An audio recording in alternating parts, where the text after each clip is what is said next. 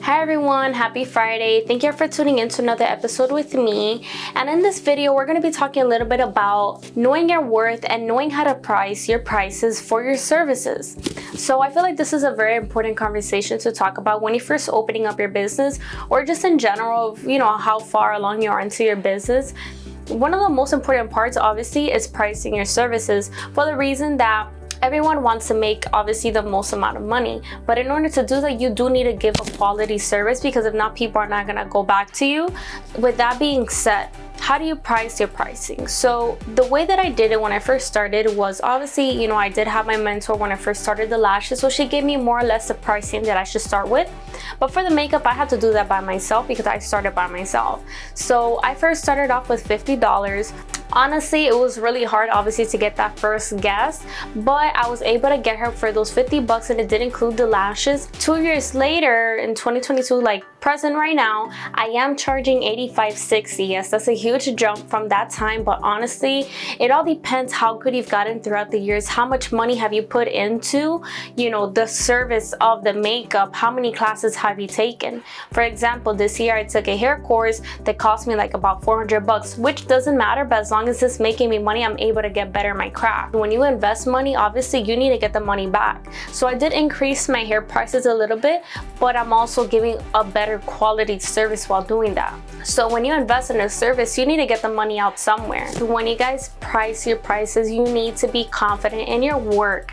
So don't always be throwing out a discount or anything if you see you're super slow. I mean, for me, I like to throw out a discount maybe once a month, maybe twice, but very different discounts that I like to offer. The usual discounts I always offer is either lashes and facials. So if you book a lash and a facial, you get a certain amount of money off. That's usually the special I like to get, for the reason that lash clients are always going to be coming back to you for the refill or anything like that.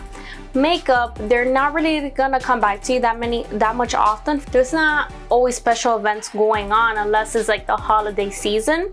There's always like prom and things like that, but for the most part, that's always towards a certain amount of months. It's not year round. Lashes, that's always 2-3 weeks every single week. Those clients are always gonna come back to you, so you want to secure those clients into your booking. And if you could just upgrade their refill with a facial, that's it. You already made almost $150 just that same time. Just don't be throwing so many specials out there. Even if you're super slow and you feel discouraged, just send messages out to people, to vendors, any of that sort, and just trying to get your word and your business out there.